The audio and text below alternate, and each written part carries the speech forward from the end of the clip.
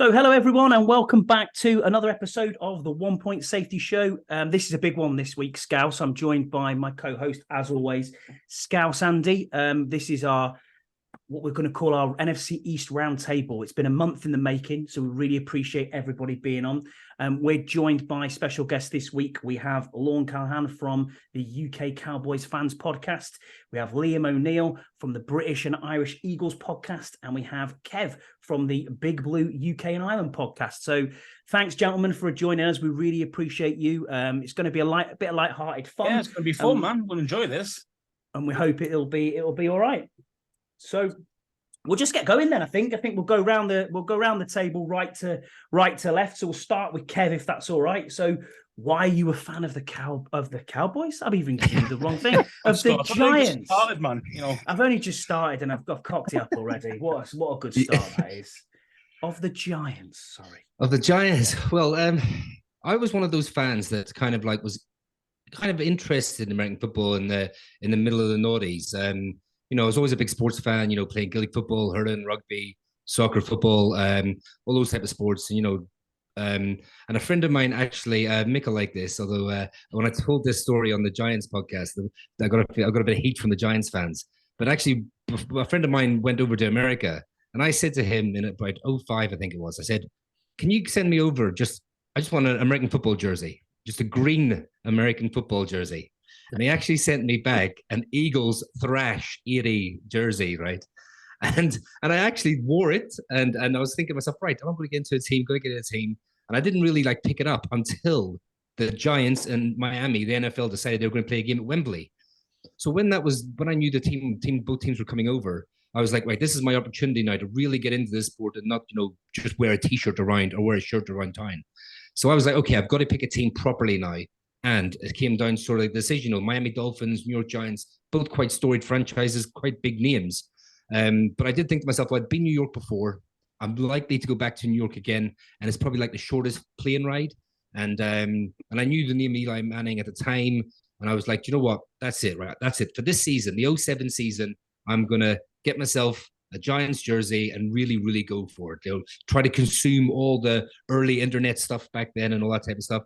And I didn't actually get tickets for the game for that year, but I watched it on TV and stuff and watched it back, and seeing the pure athleticism of like Eli Manning running that ball in from God knows how far out, looking like gazelle running that ball in. But I just got hooked then, just absolutely got hooked. And of course, we know how that season ended. We went on to win the Super Bowl, and I just thought, well, this is easy stuff. This is, I've obviously picked the right team. I might as well just crack on now. But that's sort of so I was one of those fans that the NFL targeted, I suppose, bringing the game over here.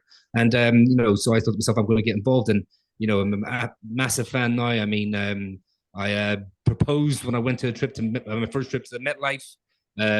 Part of my honeymoon was actually in South Bend, Indiana for Notre Dame, because I became a massive Notre Dame fan off the back of following the Giants as well. So, and obviously we're doing this podcast now with, my friends, other Giants fans on here with you. So, like I said, yeah, one of those fans that really sort of got involved when the NFL came over the first time. Well, thank you for that. Mick, do you want to tell us your story then? Yeah, I'd love to, and I'd love to see if Kevin's got a picture of himself in that Philadelphia jersey that he had years ago. Loves that Kelly Green, doesn't he? We'll need to get that dug out and onto social media as soon as possible. Maybe when we play the Giants, we can talk offline and see if we can get that. But my journey with the NFL is sort of storied in a similar way to Kevin's, where I was dipping my toe in and out of watching games, being a bit of a casual, I could admit that, to the point where I thought I need to nail my colours to the mast. And being from Glasgow and being a massive Celtic football fan, I needed a green team. There was no chance I was picking a blue team. Sorry, Kevin, I don't know how you done it, but I will not be picking a team that plays in royal blue. So it had to be one of the Jets, the Eagles, and it was at a time where the Eagles had drafted Carson Wentz. So it became an exciting time for the franchise as well. Listen, we all know how that ended, all right? Yeah. Cheers but for that, yeah. At the time, it was very exciting. We had moved up in the draft. We had taken second overall selection. so much hype on the back of this young man, and I was ready to go. And I've just put both feet in. Since then, we've met a couple of like-minded fellows in Liam and Phil, who run the British and Irish Eagles with, and it's just became a massive part of my life. I live, breathe American football these days. It's great. What about yourself then, Lorne? Right. Well, you guys are making me feel young because, making me feel old because my story dates back to 1979. I was four years old, and I had relatives that lived in Plano, and I got taken December 16th, 1979. It was a game against you guys in your previous form, the Redskins, and going into the game, the Eagles, Cowboys, and Redskins were all very similar records. In fact, I think if you guys had won and won by 6 points, you would have been the number one seed in the NFC that season. And I got taken along. I was 4 years old, had no idea about the game at all. First 2 quarters or so, the Redskins were laying it on us. And then it was also the last game of Roger Staubach's career. And it's one that, if you look at any of the NFL films from 1980s, it was one of the ones that was picked up on. Brought him back twice within the last quarter. 42 seconds left, a touchdown pass 8 yards out to Tony Hill. And I mean, just midway through the fourth quarter, you felt the electricity in the stadium. And it just, the minute that Larry Cole, who was a long-time defensive end, played all through the late 60s to early 80s, he brought down Riggins on a 3rd and 1 that made you guys have to punt and gave us the ball back to win the game. And as a result, you guys stayed at home. The Eagles got the wild card. We got the division championship. Unfortunately, we then went and lost it the following week to Los Angeles, and they went on to Dallas. They went off to face the Steelers in the Super Bowl. But I've been a fan ever since, fan of the Cowboys ever since. And obviously, you know, got in through the Claymores as well. And I've been playing the game as well. Early 2000s, I played for Edinburgh Wolves.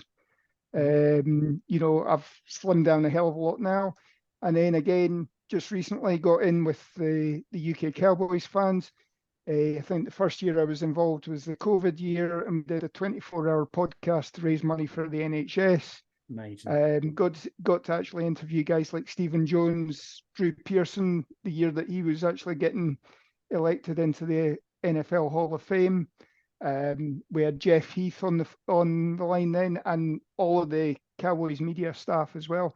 And we've got a big tour off to the Thanksgiving Day game this year again, bringing it back round. We're facing you guys in Thanksgiving. So yeah, we are, yeah. 20 of us from the UK going, 3 from Spain, Amazing. 3 from Germany, and a whole lot coming down from Canada as well. So that's awesome. Good numbers, that is. God, that's a good squad going. Just doing it. We were just saying off air beforehand, we went last year for my first ever trip to FedEx, and obviously you don't know what to expect. I know it's a hellhole, so yeah, we won't be having any barriers falling on Jalen Hurts this time round. But it is what it is. It's, you know, it's one of them. We're 13 of us went last year. This year, I think the pilgrimage is only 3 of us in the Scouts, so it'll be interesting. But we always try and do home opener. I don't know why. It's just one of them things. I think it's because it's still warm. It's always that one. I mean, you don't want to be in DC or New York in February or in even late January. Oh, I'd like to be certainly there, in February it'd be great, but in late January or Excitement's at the December, highest as well. I want to be there then. That's what I want to be. Scouts, do you want to let them know your story? Because obviously I'm going to be quite impartial here. So my fandom started probably around 9. Well, basically, my first memories are when I was like 7 years old, and that was actually the Super Bowl that we played Buffalo in.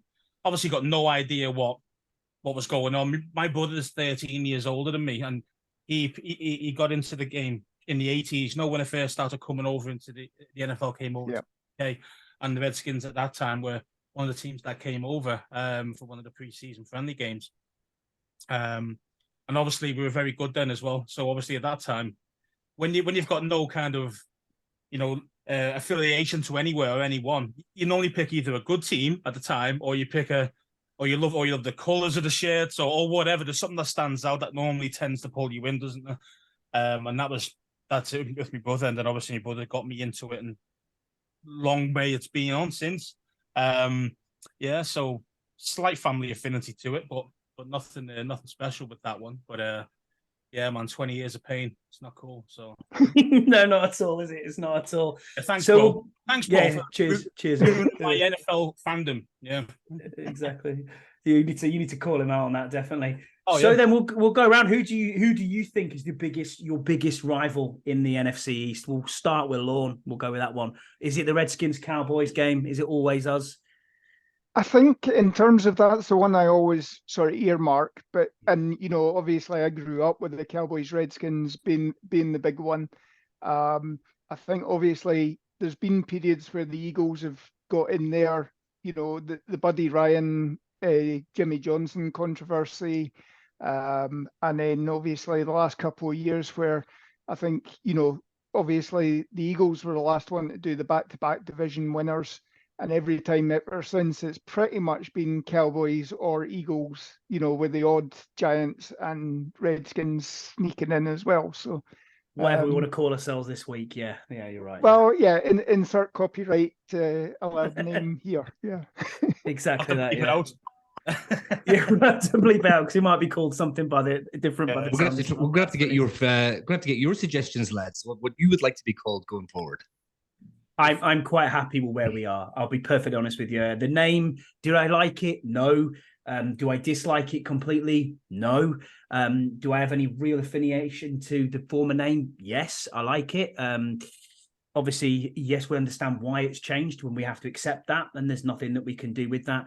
I'm more impressed that we don't have the worst sports owner in history anymore, and that's more important to me and my fandom. So I'm quite pleased with where we are. You could call us the old school. Donuts. I'm old school, man. I want the Redskins back, to be fair, because that was an iconic name as well. It wasn't just a brand, more than just people who don't even know. Like, I walk around and I've got old Redskins gear. Sometimes I wear that in and about town and whatever. And there's always some guy comes home and goes, Redskins. And you're an NFL fan? No, but they just know who they were. Do you know what I mean? So that worldwide reputation, especially people of our older age. Obviously, the young ones don't really know us because we've been shite for so long. But being kind of, anyone from, say, 35 onwards, 40 years old onwards will go, yeah, Redskins, and everyone knows who they are. Nowadays, it's like, what the hell are you with this W on your head? Do you know what I mean? What was that about? So I hate the name, really, man. You can do it for wankers, you know what I mean? Yeah, maybe it should be an L. We started already. I like that. That's cool. Let's start already. I certainly think there's been a shift back recently. I mean, obviously, you're seeing all this stuff. There is the petition now for you to change your name back to Commander. But it's nice to see. But it's never.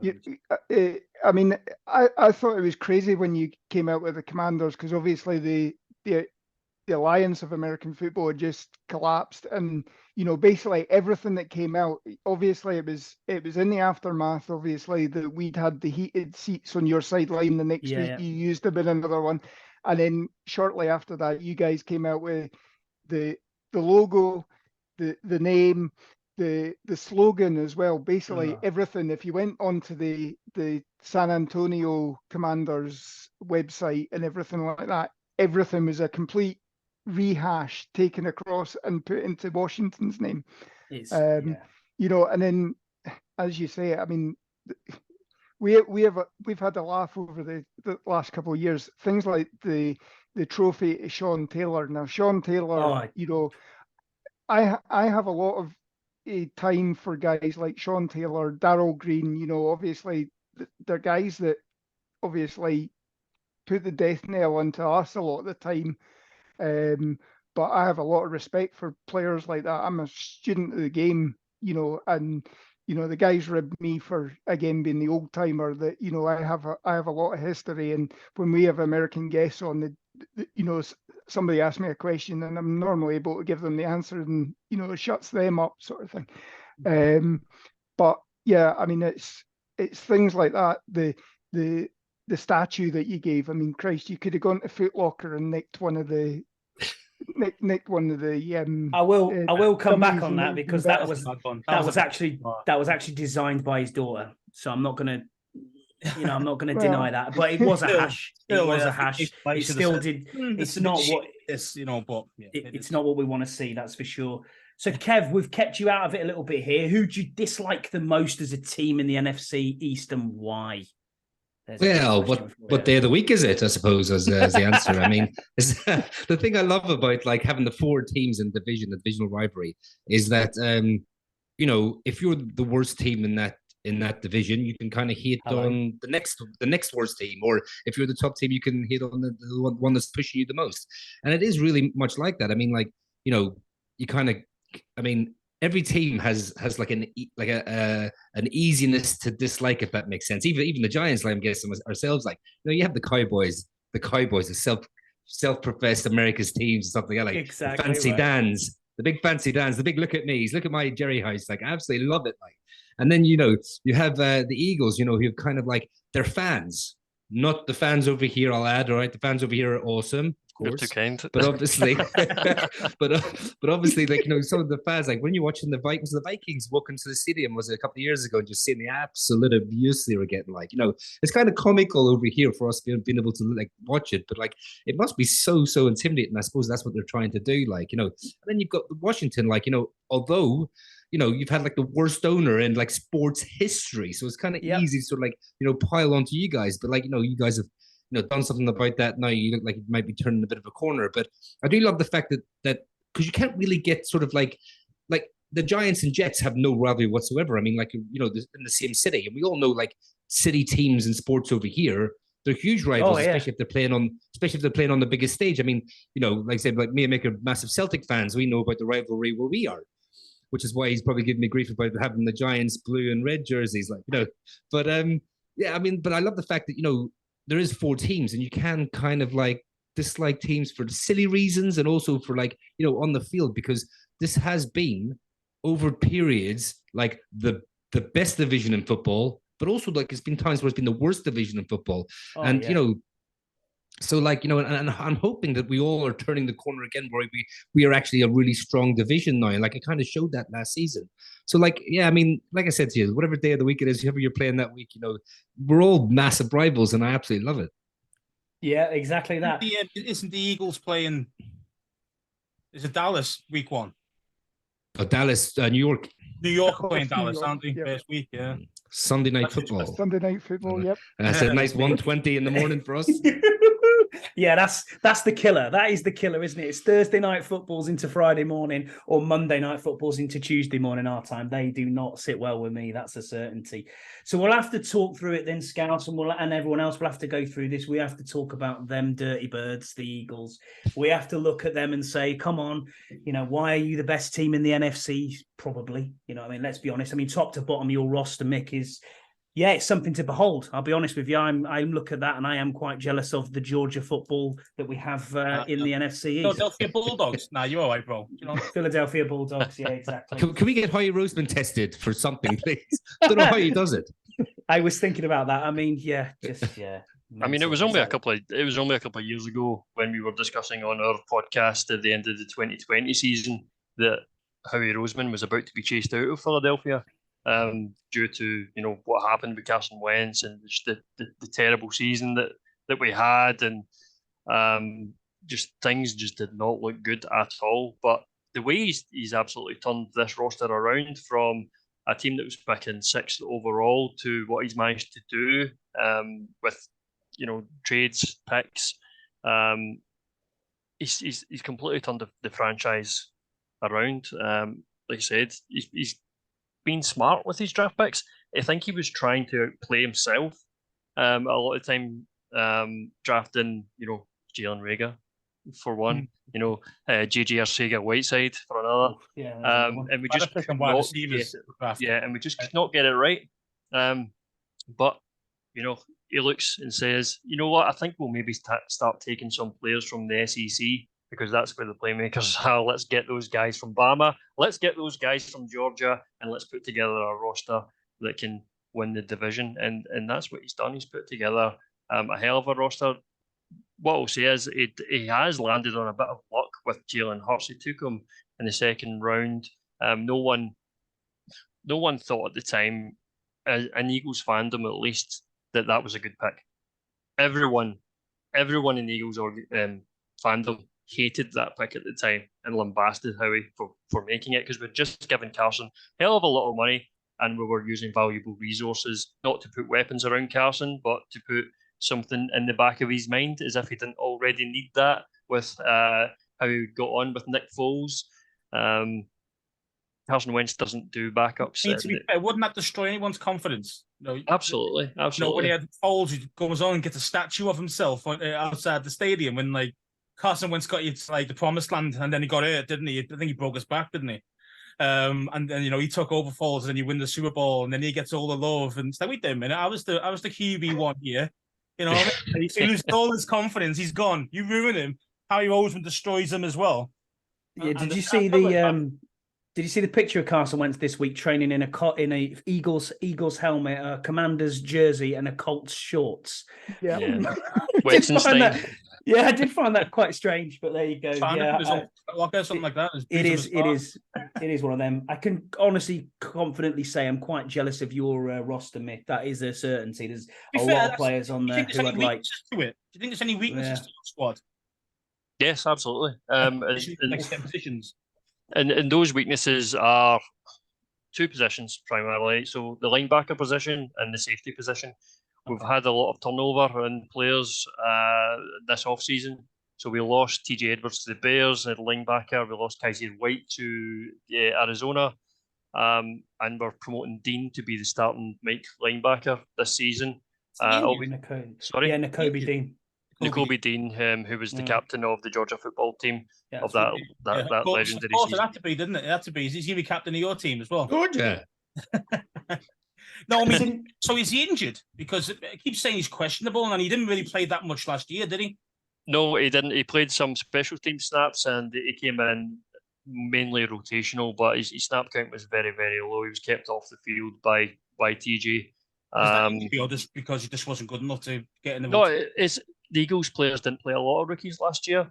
The team was mainly built out of vets, and our two draft picks were mainly like Jordan Davis didn't play a lot of snaps either in the middle of that defense. He got hurt during the season as well. Nakobe, I think, was healthy for most of that time. He's picked up a little bit of a knock in camp this year, but he's returned to full practice as of today. As of what day is this? Thursday.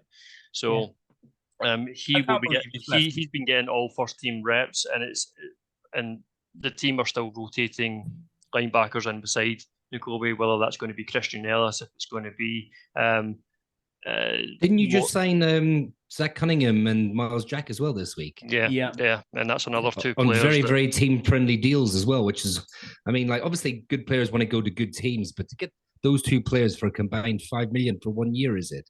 I mean, it's a great bit of business again. It's just how he's throwing darts. But doesn't it show they're not all in on the Kobe Dean then? If they brought these two guys in?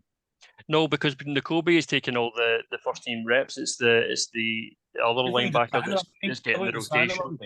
So he's taking the Mike linebacker. He's actually got the green dot in the helmet, so he's taking the instruction from the defensive coordinator. He's the heart of the defense and making the play calls. So Nakobe is nailed on to be the starting linebacker. It's who is going to be the will. Okay. Interesting. So we'll move on to the Cowboys then. What's your offense going to be like then, Lorne, without Zeke? And is Dak the answer, really, is the question? Because I really laugh. I think to picks a lot. Yeah, you mean that there's guy? a lot of picks. Yeah, there's a lot of picks there. But shits himself in the postseason. But yeah, it's he has a broken thumb. Yeah, behave. Yeah. I mean, I think obviously there is question marks with our offense this year. That the loss of Zeke, question marks about Tony Pollard coming back from the injury that he suffered in the divisional championship game. Things like that, and obviously this change with moving on from Kellen Moore to the Mike McCarthy West Coast style offense. Obviously, we've been moaning for years that a hell of a lot of these picks are because teams are able to jump on it and things like that. Because a lot of the pass plays that Kellen Moore was running were read options and things like that. So if it relies on your wide receivers and your quarterback to be on the same page, and if you look at both of I think it was the interceptions against Green Bay, that was meant to be one guy was meant to clear out, and if the safety stayed with that guy, then CeeDee Lamb was meant to do something, and CeeDee Lamb saw one thing, Dak Prescott saw the other thing, and that's where there was a breakdown. The majority now, obviously, the national media like to pick up on the fact that Dak throws interceptions, and yes, last year it was a big high point for him in terms of the number of interceptions he's thrown. What I would say is, if you go back and look at all of the interceptions thrown over his career, over 60% of them are probably tipped balls from the wide receiver. And, if it goes to a wide receiver's hands, that's on the wide receiver. Unfortunately, as statistics go, it's recorded against the quarterback. And Dak will hold his hands up and say, "Well, I should have thrown that better for him," or whatever. But Scott Cooper, the Scottish Claymore's wide receiver, I remember him once saying, "No, I had my hand on that. I should have caught that." After a pass, if the ball touches my hand, it's my fault for anything else. And that is the big thing. So what we're seeing with this West Coast offense, or Texas Coast offense as they're bringing in now, everybody's on the fly. It's designed, obviously, to get the ball out as quickly as possible, so Dak's not having to stand there and take the wait for the long ball. It's probably going to work out. At the moment, obviously, the big headline is that Zach Martin's holding out.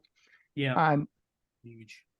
Looking at things, the way things are going in all the training camp practices at the moment, obviously we're going up against a defense that's improved this year, again with the drafting of guys like Mazzie Smith, etc.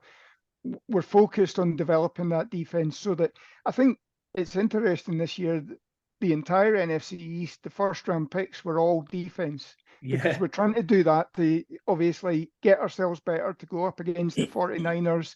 And then when you're going up against people like Pat Mahomes or whoever it is from the AFC, come, if you're lucky enough to come and play in the Super Bowl in February, Sorry, I don't understand what that is, Lorne. Well, I know. Yeah, I mean, it's about 3 years before we last played in the Super Bowl that you guys did. But yeah, I think it's interesting to see that everybody's focused on the defense. Now we're playing a big defense, and the Micah Parsons is an absolute game wrecker and a practice wrecker for us. So there are concerns at the moment with the offensive line, but is that at the moment because we haven't played anybody else, and this is the defense playing well, and we're an average offensive line at the moment without Zach Martin?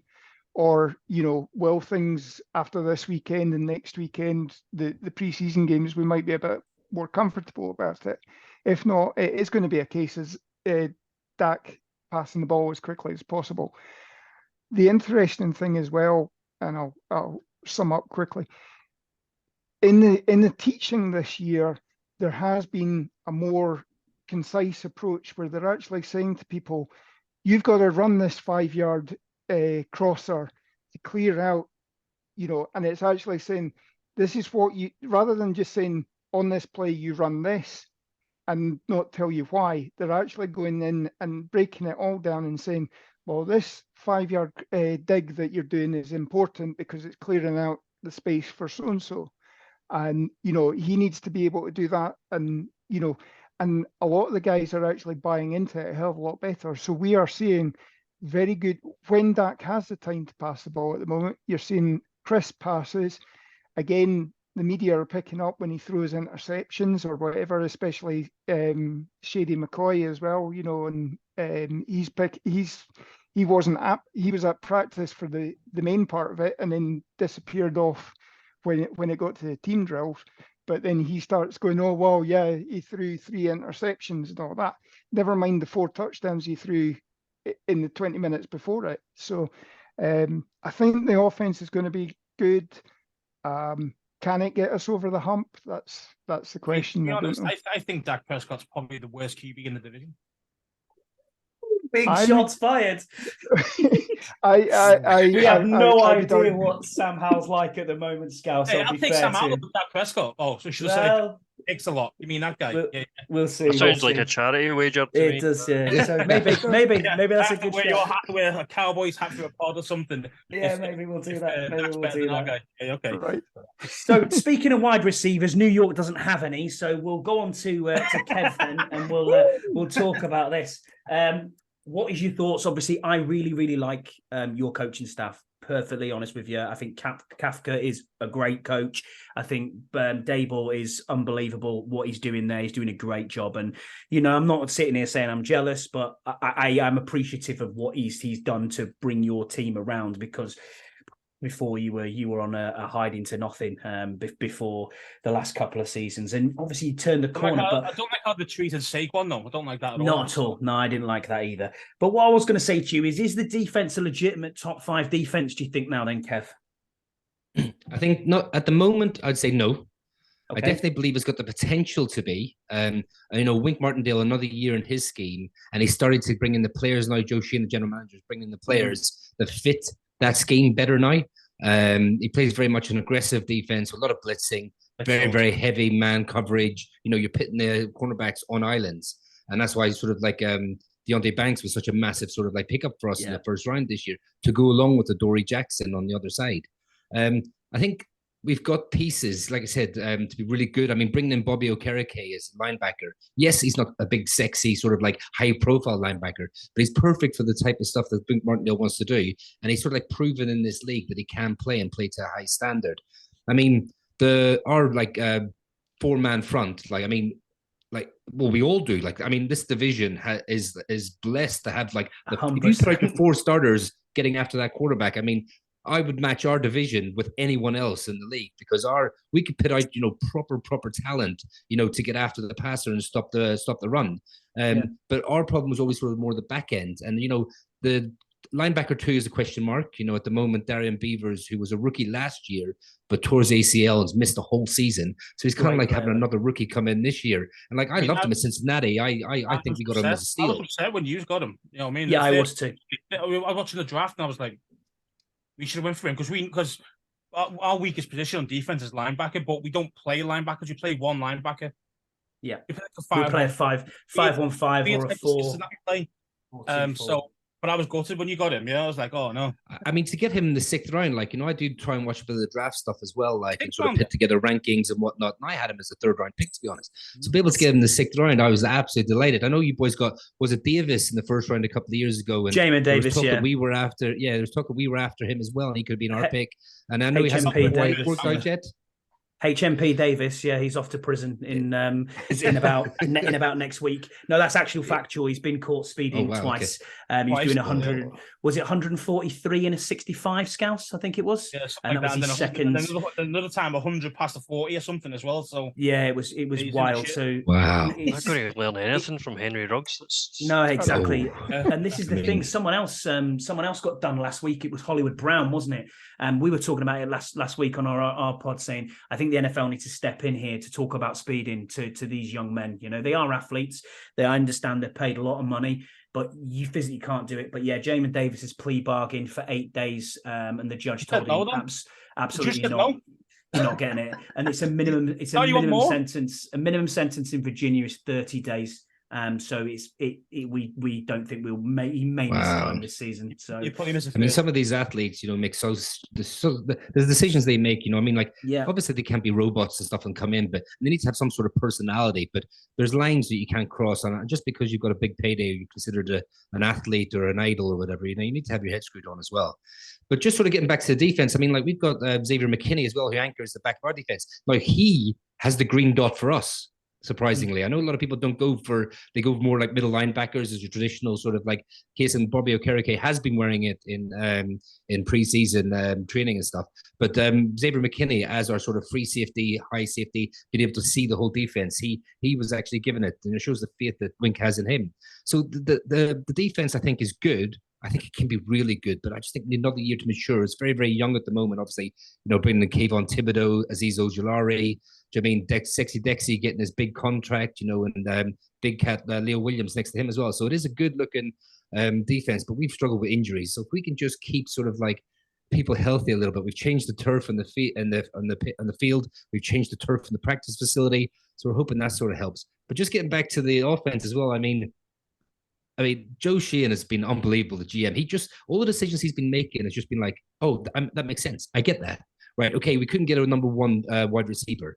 We tried looking around the trade market. We tried looking, in the draft and stuff like that, but there wasn't anyone that jumped out. Like, it wasn't really good for a top 5, top 10 pick wide receiver this year. But what did he do? He went and got a weapon. He spent a 3rd round comp pick to bring in Darren Waller, who, if he can stay healthy, he's a top weapon. Like, he is a number 1 pass catcher in this offense.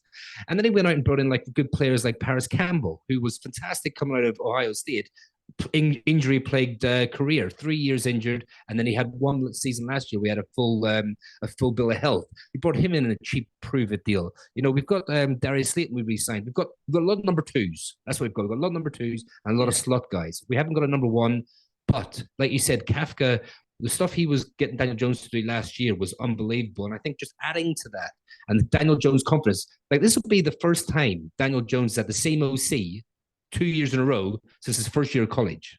Like, that's crazy. Like, to think, like, you're getting a new OC, new system every single year. Yeah. And this year he's got the same one, so he's been able to fine tune that. And he's just been like, the reports from campus, he's just been unbelievable. He's just hitting everyone. Players are actually getting open. People weren't getting open before. So it all comes down to one thing: protecting Daniel Jones, our offensive line. Yeah, but that's a good offensive line, in my opinion. And I've looked at it. We, funnily enough, we got a question on our pod probably a month ago now, and we did a full NFC East. Who would you pick? Who wouldn't you pick? I think we only picked like 3 commanders total out of the entire NFC. And it was like, you have to love the self-awareness. By the way. Yeah, it was offense and defense, genuinely. And it was just like, well, Lawrence is there. Who would you? Oh shit, we can't pick him. Okay, what about oh yeah, we can't pick him. It was mad. And you just think, we've supposedly got what we think is our best squad at the moment. It's very, very strange. I mean, again, defense. This is a question for you then, Scouse. Are we over reliant on the defense, and is it all on Sam Howell to show out this year? Well, the answer is yeah to both, really. I mean, you're looking at our defense. I mean, our defensive line is no joke. If we get a true healthy Chase Young as well, that's going to make a huge difference. You've got Montez Sweat, who's an absolute athletic freak, man. I mean, his arms are like, I don't know how big they are. He's fucking massive. The guy's huge, mate. Absolutely huge. When you see him in real life, yeah, he's enormous. Oh my, yeah. And all he's been lacking is just getting to the quarterback that last seconds. The QB just gets the ball away before he hits them. So if his sack numbers go up, which he's in the contract here, same with Chase actually. Them guys, if they're going to start to, they're going to have to produce the season, really produce at a high level if they want to get paid the big money. Because I think both those guys are going to be looking for around 18-20 mil per year. So that's quite a lot of money. Did you have picked up Chase Young's 5th-year option? We didn't. No, we didn't take it. And that's Von's done that before. He did it to Deron Payne as well. Defensive tackle the year before. He said, "Well, we drafted a guy, 2nd round or 3rd round, 2nd round, wasn't it? Second Phil Math this year. That was basically it was his replacement. But then they said, "Well, Von went prove it that you deserve the money," and he got 12 sacks from D tackle. So obviously he's like, "Shit, now I've got to pay this guy." So he paid him. And now he's like, now I've got these 2 bookends that we're going to try to sort out. And we're like, oh, yeah. So we've got no. So it's going to be difficult to keep both being honest. But the defensive we've got 98 million next year, Scouts, in cap space. So we've got the money to do it. But because Howell's on a cheap deal. But I mean, that's going to change in a couple of years as well. So of course we're going to have to stagger it in a way that's going to work out for us. And Ron's been good at that, to be fair. And his back office has been good to stagger contracts. But our defensive line's no joke. I think it's probably being biased, but it probably is one. It's probably one of the best, if not the best, defensive line in the NFL. Personally, it's that good. The problem is stay top 4. Yeah, and the difference is then you've got obviously the linebacker spots which you don't hardly play, and obviously this year we lack depth at DB, and obviously especially with us we used a Buffalo nickel most of the time. instead of an actual linebacker. So we used like a guy called Cam Curl. You might know. Unbelievable player. Good player. I mean, good he was a player. 7th round pick who was Seventh round pick. overall rated as the third If you best put on safety in the COVID NFL year, last mate, year. you saw him play. Unbelievable player. I'll tell you that. I mean, I've watched redraft after redraft, and people are saying that they take him in the first round now. So he's due a contract this year. Yeah. So a contract year, also a killer for us, and he's so important. He makes the defense tick. He really, people, the defensive line's excellent. He makes it tick at the back, and it's. But now we're always a bit weak at the corners and free safety. I always think free safety were a bit. We got a guy there who's one of Scott's favorite players. I think he's okay, but he's not great. What's his name? Who's that? What's his name again? Derek Forrest. Derek Forrest class. Yeah, Derek Forrest. Yeah, he looks okay, but he's not a true free safety. He just plays a little bit. We've got a lot of tweeners, if that makes sense. A lot of tweeners. So, and especially with the draft as well, we got Quan Martin as well, who were really light. And he's going to play Buffalo nickel probably a lot as well. But we've got a lot of depth there now, especially at corner and safety now, and obviously Buffalo nickel. So I think we'll be fine, even though we don't play a lot of linebackers. We play one. Yeah, well, when you see Emmanuel Forbes' legs, you'll be like, who's this kid here? He's got. I think Mo Farah's got bigger legs than Emmanuel Forbes, and that's not a lie. Farah won gold. Why can't this guy? He did, but we got him because last year we just couldn't turn the ball over. So because you can't turn the ball over, you're drafting a guy who's broke the SEC record for send it for pick sixes. Initially, Upper ball hawk. I was disgusted because I wanted Christian Gonzalez. Ball hawk, he said. Oh, ball hawk. Sorry, mate. Yeah. Nah, so I wanted. Philadelphia, you don't do that, mate. You don't do that. Yeah. I wanted Christian Gonzalez. Be honest with you, I was super shocked when that happened. I was there at that time. Yeah, I mean, but. It is what it is. He's been playing really well. He's been taking balls back in training camp, so I think it'll work out. I hope McLaurin as well. He's holding his own. The McLaurin. Yeah, he is as well. Yeah, so that's not a bad player to go against in practice, is it? Exactly that. I mean, in training, offensive line's been really bad, but again, awful. You say, what do? You take on one of the best D lines in the game, so it's like, well, how bad are they? Obviously they look awful on the field right now. Well, that's one thing, like John Michael Schmitz has been saying in training camp. He's going against Dexter Your Lawrence boy, and Leo Williams. My boy, and he's holding his own. Schmitz. And he's holding his own. I remember that was the first one. Dexter Lawrence just properly pushed him back into the backfield, and it was like man versus boy. But ever since then, John Michael Smith's been holding his own, which is really good to see. I thought best center in the draft coming out. Yeah, you did. Yeah, you were super high on him. You were super high on him. I wanted him in the first round because I know that our offensive line stinks. It really does. So, especially left side. But I know he's a center. But obviously, our centers always got injured. We were on our third every last 3 seasons. We've been on our third center. And we signed Nick Gates. You know what I mean? To Joe. What's that? And we signed Nick Gates. Yeah, we don't know what Nick Gates is like from the Giants, but apparently a lot of them were saying they were disappointed that he was leaving. But again, lots of lower leg injuries, and when you start losing your lower legs, snap leg, didn't he? Against us, played against us. It was against us. Yeah, you're right. Yeah, it was against us. Well, yeah. Didn't you pick up Ricky Stromberg later in the draft? Yes, I quite liked him. Stromberg, yeah. Not even he's taking third round reps. He's not really getting the reps with the firsts. Nick Gates is at centre at the moment. He's the one who's playing there. So, so if you're looking at it, Gates, Stromberg, I think is second, and then we've got Tyler Larson, who played for Carolina for quite a few years. The ones boys, but with the trying to think about how, I mean, again, Lorne, you mentioned about West Coast offense, and that's exactly what we've gone to with EB being here. So no, the enemy. And it's exactly the same thing you mentioned about explaining why the receiver's making that cut to the right of 5 yards rather than 8, or those type of things to clear open the actual spaces, the lanes for the quarterback to pass it. And he's doing exactly the same thing. So with Hal's got all the intangibles that you need. I know he's a fifth round. He might go, he's fifth round. He's going to suck. He might, but the thing is that he's got a lot of experience in college. He had 3 years. 3-year starter, smashed records at the first couple of seasons, and then lost all his team. They all went to the NFL. He lost like 3 linemen, both his running backs, but 3 wide receivers, all went to the NFL. So it's UNC One's is a great Deami Brown, isn't it? Player to your left, so Yeah, what we're gonna Deami do- Brown is one. So he's yeah. running for his whole life. You know, he's been running for his life his whole last season, and he ran for 1,100 yards all purpose. And he's not a running back. He's not a running back. He's not a running QB. You think he's he's a little stocky, 6'1". He's not very tall for a quarterback.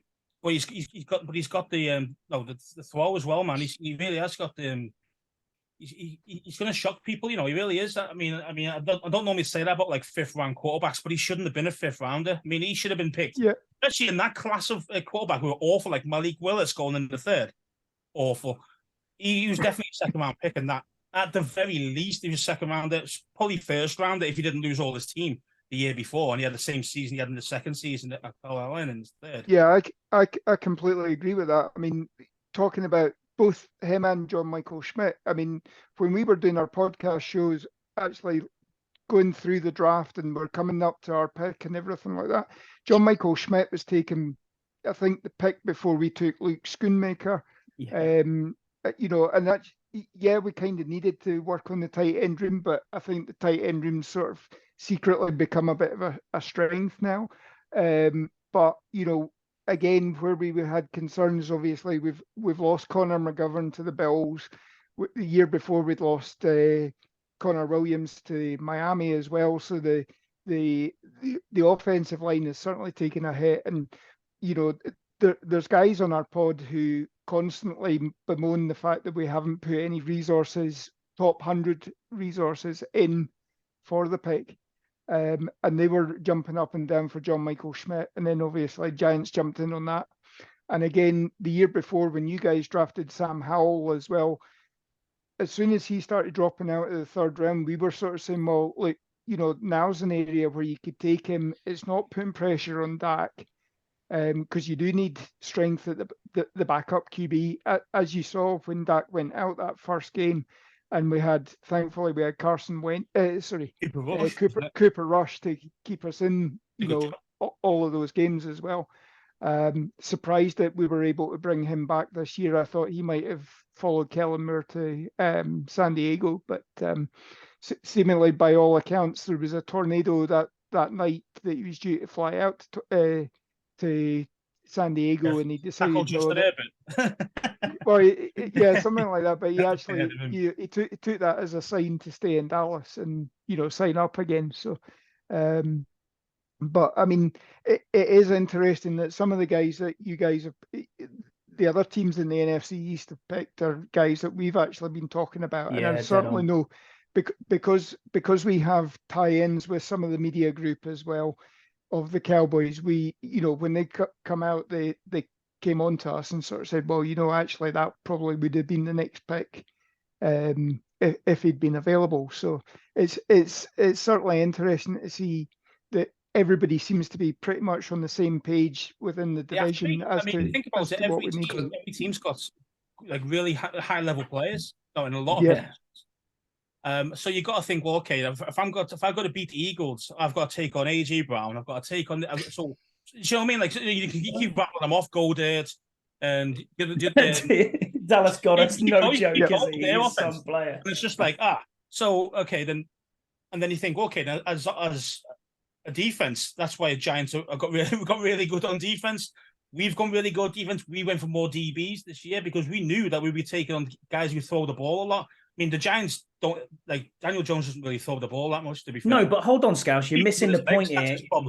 Jones becomes Super Bowl MVP every time he plays us, and I've no idea why that happens. He turns into this phenomenon that is just Daniel Jones. I mean, F you, Daniel Jones, honestly. He runs and he can't put his stuff. It's ridiculous. He's just, I don't know if he does it to any other team, but it's just and all that. Every time he's against us, we just cannot beat this man. And I don't know what it is about Daniel Jones.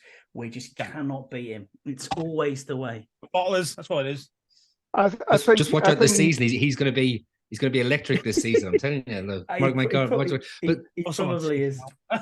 But just going back to like talking about like all the players keep coming up in the discussions for the division. It's because we're all trying to beat each other. Do you know what I mean? We're all trying to like win our division. You know, like we just talked about how good the defensive lines are for all four of us now. So what you need to battle that? offensive line, good offensive line. We've sort of invested now in, Andrew Thomas, left tackle, Evan Neal, right tackle, had his struggles, but hopefully will come on. A solid second round pick in John Michael Smith's now. Third round pick last year on a left guard, as you do. So, you kind of match up, don't you? We've gone more man coverage. We even, in practice, we've been playing a Dory Jackson in the slot to combat CD Lamb. Do you know what I mean? So, that's it. It's all about beating the teams in your division first before you can start thinking about playoffs and stuff. Yeah, you're right, Kev. We can't all just go out and find a ex-Australian rugby league player who can play left tackle, can we? You know what I mean? That's our secret sauce. Our secret sauce is Jeff Stoutland, the offensive line coach. He's what a beast. Landon Dickerson. I mean, what a player. It's just... your second round pick. He's an Alabama player. Landon Dickerson, yeah, I get it. Dickerson wasn't to be fair, unexpected to be good though, because he can't do that push anymore where you just keep doing the one QB sneak. The QB sneak, 92% of the time. Push like you do in rugby.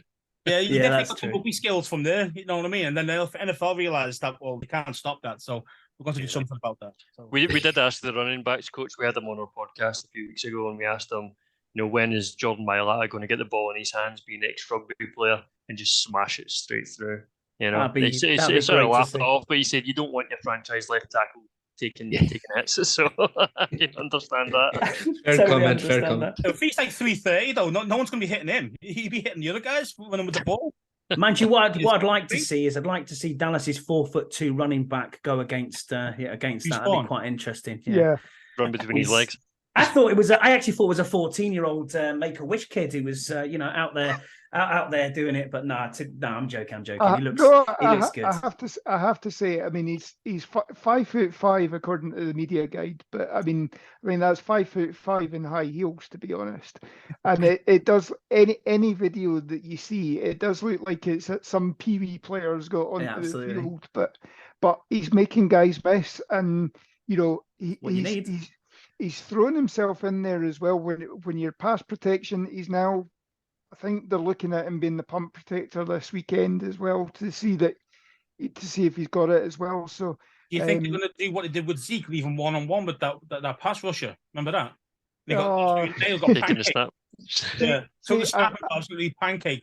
Yeah, I didn't have a problem with that call. I didn't have a problem with that call until the 49ers called timeout and had a chance to think about it. If they'd gone with that call and just got the ball off before the timeout, it might have been better off. But the 49ers had a chance to talk about it and knew exactly how to destroy it. Gents, you've been absolutely unbelievable with your time tonight. We really, really appreciate you staying on here for so long. We'll come to a close if you want, but we'll go around the room and we'll ask the questions. What do you expect for the season ahead? And we'll start with Mick, if that's all right. Well, because obviously you're the reigning, NFC champions. What's your thoughts? What's your thoughts going forward? The best losers. The best losers, absolutely. As long as we're dominating your mob, then that's fine by me. But just backhanded, just like return it. Remember that? Yeah, remember that one last season. Yeah. The biggest loser. I mean, what can you do when you're coming off a Super Bowl run? Anything less is deemed to be a less successful season. Jalen Hurts is going from strength to strength. We still expect him to make another jump, even though he made a massive, massive jump that no one really saw coming last year. But so far, we've seen in camp him improve again. He's more decisive with the ball. He's working on ball security drills, as you would imagine from what happened at the Super Bowl. That he wants to keep hold of that ball. And the expectation from the fan base this season is at least the NFC Championship game. And that's not being disrespectful to the rest of the division, because we do have a really close-knit division. Like you said, we've got a lot of the players are outstanding, and the NFC as a conference is quite weak at the moment. And I think we could all probably agree on that. Yep. And so the opportunity is there. Like you said, we've got a stacked roster. We've got an explosive offense. We're talking about A.J. Brown, Dallas Goedert, talking about Devontae Smith. That's insane. And then you add into a pass catching running back. We've brought in Swift. Yeah. We've got the best offensive line in football, arguably. The defensive line is just getting better as well. We're adding all over the place. So I think the NFC Championship game has to be the target to get back to the Super Bowl, even though we know how difficult that can be to do a repeat. But I've said this on my own podcast, that bread and butter, take care of the bread and butter first, which is the division. So circle the Dallas games, circle the Washington games, circle the Giants games, because we haven't swept the division in God knows how long. I think 2008 was the last time the Eagles managed to sweep the division.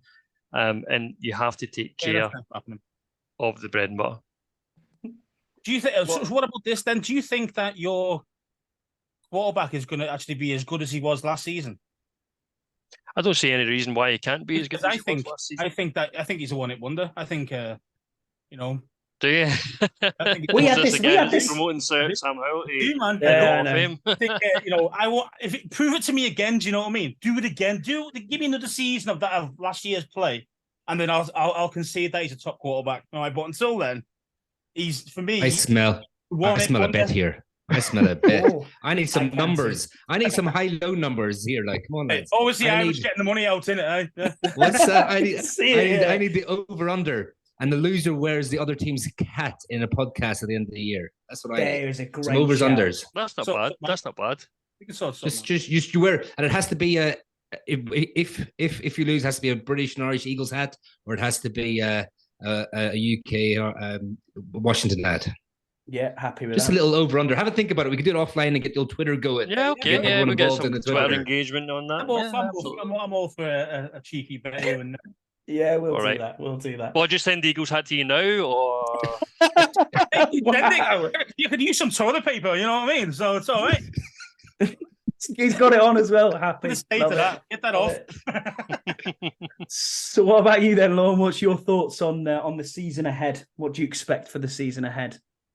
I think if everybody stays healthy and everything like that, I think this division is going to be up there, and it's going to be anybody's for the taking. To be honest, I think there's obviously the question with the Eagles that the post Super Bowl hangover that the losing team normally drops off for a couple of years or something like that. There is questions. The more that you get somebody like Jalen Hurts running the ball as well, the more likely he is to get injured, and that's why you see guys like RG3. They tend to be season wonder as well. Do you know what I mean? So they do because Hurts same. Yep, you get that. Don't project your loser franchise on us. We're getting it. We'll see. So and again, just the fact that nobody has managed to repeat since 2004, 2005. I think there will be a new winner for this division this year. By all accounts, Dayball. I mean, the job that he did as offensive coordinator for the Bills, if he can recreate that with the Giants will be up there as well. Can Danny Dimes handle the pressure of a $40 million a year contract?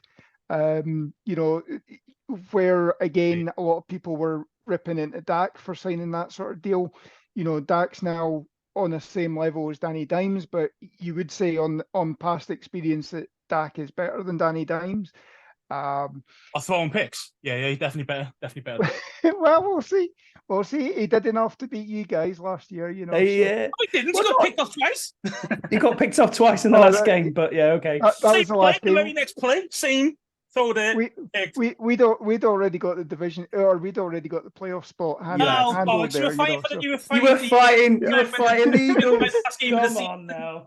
Then he got smoked by our backups, your first team. Yeah, love that. Shame we can't do that in real life play when that actually matters for us. That's the only problem. Yeah. When you need to beat Cleveland. Yeah, exactly. Anyway. Beat Cleveland, but then spoke Dallas who were trying to fight for the division. You know what I mean? It's just ridiculous, man.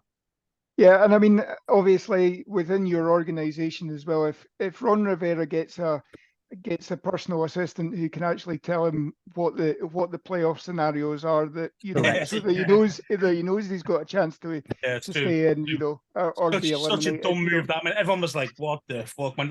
You've done nothing all week. What do you do as the head coach? You don't really coach many people because your coaches are doing what it should be doing, and he's so used to standing around fucking do nothing, but listen to tunes in his own head. And he doesn't even understand that the playoffs are on the line if we lose. Ridiculous, man. Oh, Yeah, that was Well, wild. That was a wild one. fucking You hell. never know. Daniel Snyder probably had him cleaning the toilets as well. Probably. Probably. You know, so. Well, that's what he did. That's what he did with Jay Gruden, I think. Yeah, that's one Yeah. thing. I mean, no. To be fair to Ron, I think he is the guy that we needed at the time. You know, no question about it. We needed a strong character to come in and try and change what was an awful culture in the building. And we're hoping that has changed round. You will be pleased to know, Mick, as well, if you do visit FedEx Field, that the fences have been fixed and there is no raw sewage being pumped onto fans. So, you know, although Philadelphia Eagles do have a tendency to eat poo. So, you know, especially if it comes from a horse, but that is what it is. But yeah, no, what are you expecting then, Kev, for the season ahead? Is it 17-0 season for you? Close to it. No, I just I think it's, this season, right? I think we could end up having a worse record, but being a better team this year.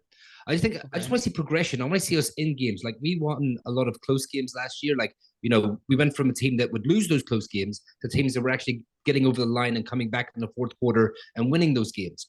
I want to see us start to win the games we should win by a good score, like 2-3 scores, you know, instead of just sneaking it. I think it will be. I think the Eagles will take the division. I think, you know, they're just by far the sort of team set up to be able to do that now. But I do think it is a lot closer for that second spot. And I think it will be interesting to see the Sunday night football, you know, the first game opening weekend, that Giants, Cowboys coming to MetLife Stadium. I mean, that would be a good barometer for where we're at and where our expectations will go on from there. Could I see us getting 9-10 wins? Yes, I could. Could I see us getting 7 wins? I could as well, but being a better team. So part of me is like, I'm here for going forward. I'm here, you know, try and make the playoffs. I think 3 teams will make the playoffs from this division this year again. I really do think that. I think, you know, and as Mick alluded to earlier on, you know, yeah. I think as Mick alluded to earlier on, like, you know, the AFC is much stronger than the NFC at the moment. So I think, you know, it is there for 3 teams to get out. So again, I want to see progression. I want to see us be a better team than what we were.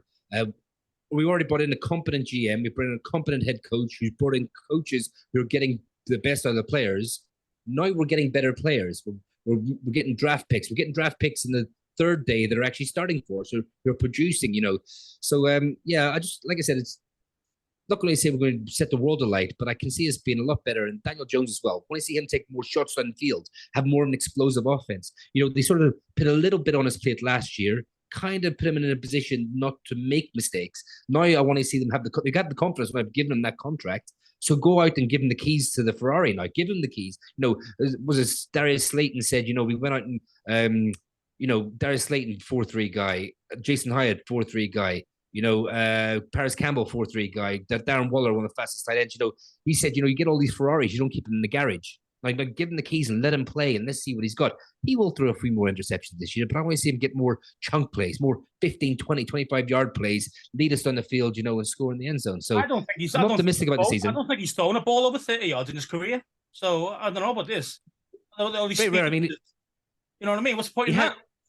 He has on occasion, but like, he's able to do it. And I want to see protection as well. Give him, you know, the extra split second in the pocket, give him the confidence to be able to, you know, they could put his foot in the ground and actually rip one off. Like, so for me, it's a bit more about progression than actual record. I just want to see us be a better team, basically. Scouse, what about you? Obviously, we are going 17-0. We're winning. We're sweeping the division, as in your mind. Of course we are. Anyway, yeah. So. Somehow 4,000 yards, 40-yard TDs. Yeah, sure. No. Washington Sweepers. There's the new name. That deluded, you know. So yeah, I mean, everything all you mentioned is true, but I think I do think the Eagles do win the division again. I think it could be all 4. Yeah, could be all 4 getting this time around, because I do think we're a better team. I do think we've got better players. I think our offense is going to be better just because we've got the caliber of, you know, the Chiefs' last offensive coordinator for the past 5 years. You know, yes, okay, Andy Reid might be playing doing a lot of the plays as well, so it might have been a part-time thing, but either way, he knows what it takes to win. Do you know what I mean? So, and to put points on the board, and we've got a hell of a lot of talent on offense, even though we haven't really put it together and put loads of points on the board. But I do think, obviously, we've had a horrible quarterback play for so long, mate. It's just unreal. So if Hal can just be bang average, just a, 15. We were saying it 15 to 20 quarterback. That's where you want it. 4 more wins because we'll get more points because our defense will keep us in all games. Most games won't get blown out by anyone.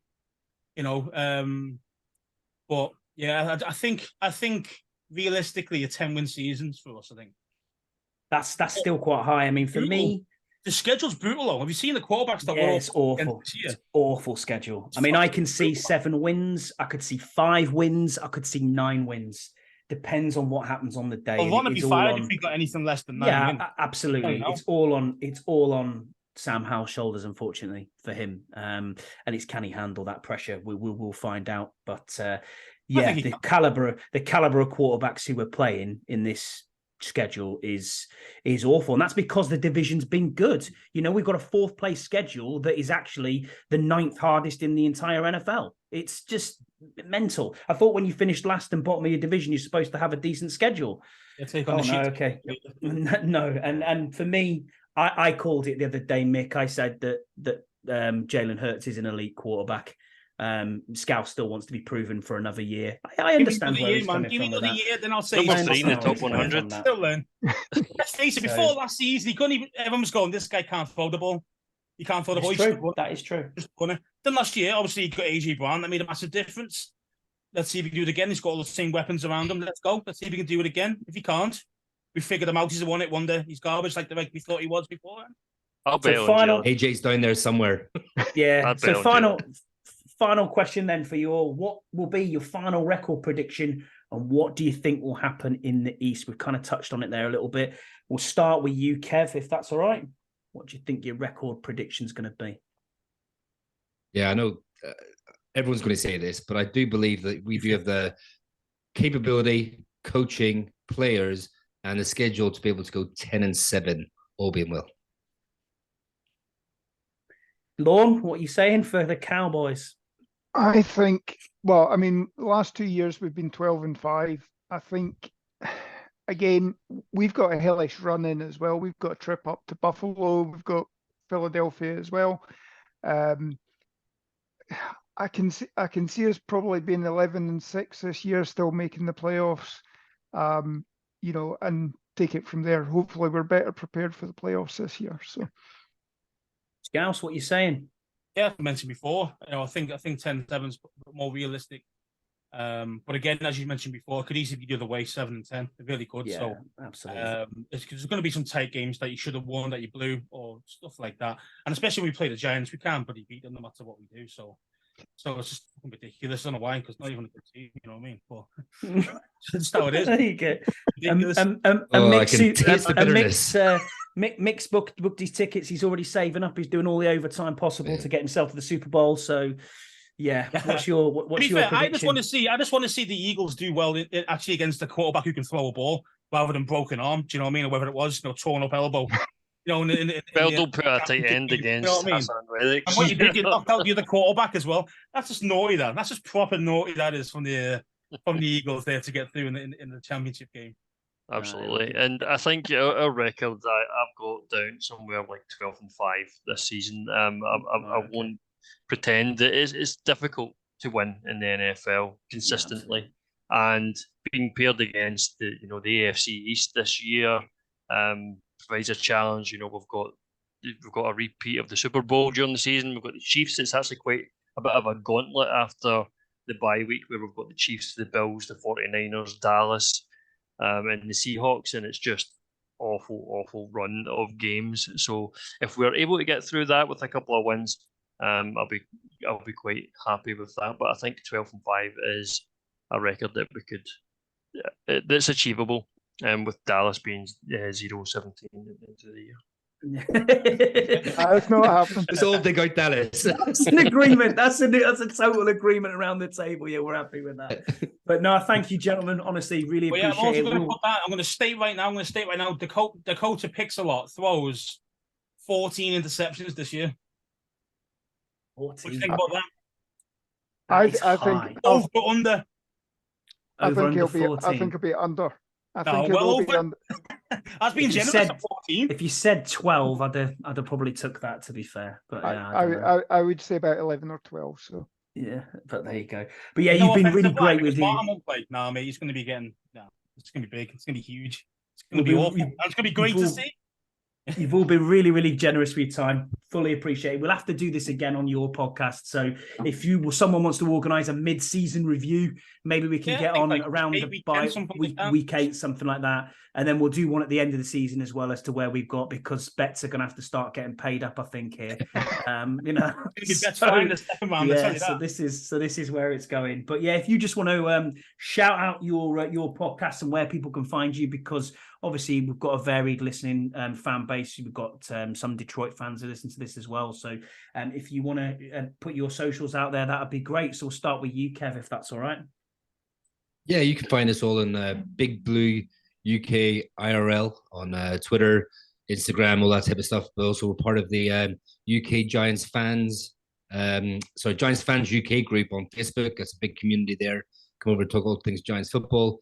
We're actually having a meetup for in Sports Bar and Grill Marylebone for the Commanders game, 22nd of October, 6:00 kickoff. Free to get in. If anyone wants to come down, have a few beers. I mean, it's going to be majority Giants fans, but you know, if you want in the area around London, want a few beers on Sunday is 22nd of October, more than welcome to come along.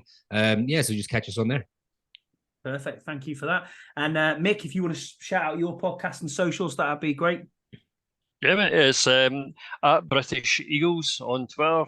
You'll find our podcast on the usual platforms, Spotify, Apple, that sort of thing, and you'll hear a Scottishman, an Englishman, and an Irishman talk all things Eagles. There's a joke in there somewhere, of course. I was going to say, yeah, you set that up well there, didn't you? Are you able to get to a game this year, do you think? There is a group going over to Philadelphia this year for Dallas Week, Dallas Hate Week, as it's referred to. I think there's 20 signed up so far to fly over to Dallas, do some tailgating, do the stadium tour and some VIP tailgate. So it's going to be a great trip, all in all. And we also have UK Watch Songs at Passyunk Avenue in London. I'm sure there'll be some watch songs during the season that we can collaborate on.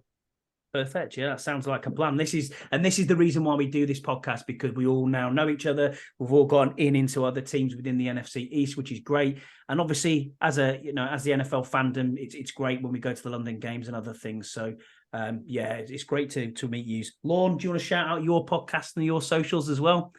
yeah, so we're UK Cowboys fans. As soon as I log off this, I'm hopping onto our show. Oh, okay. Because we do Tuesday and Thursday nights during the season. We're available Twitter, Threads, Facebook, Twitch, I think still. YouTube X as now, well. isn't it? I think. X, yeah. Whatever they want to call it this week. It's like it's like the Commanders, really, isn't it? What do you want to call it this week? Yeah, I don't know. New ownership, new name, bro. That's what it is. Exactly.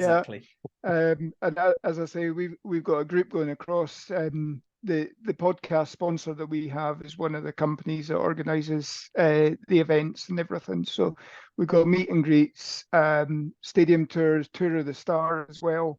And then obviously we've got the In with the media group within Cowboys as well. So we'll probably be jumping on a lot of their podcasts. And, we have a tie-in with Blogging the Boys in the States as well. One of our guys from Glasgow, he actually appears on a podcast linked to it called The World's Team as well. I won't tell you why that is, but I think it's fairly straightforward. Yeah, we got you. But yeah, no, thank you all for being on with us. We really appreciate it. We will have to do this again. 4 weeks today, Scouts will be touching down in DC, mate. It'll be very good again. Looking forward to spending another 4 days with yourself and Mr. Burrows. Only 3 of us this time round, but yeah, we had 13 last year. So the annual pilgrimage, I think, for week 1 or home opener, whichever is better, we will do that. But hopefully we might be able to see a playoff game as well. Who knows? So I'll start my pennies savings. But let's face it, Dallas aren't going to be there, so it's all right. Yeah, we'll wait and see.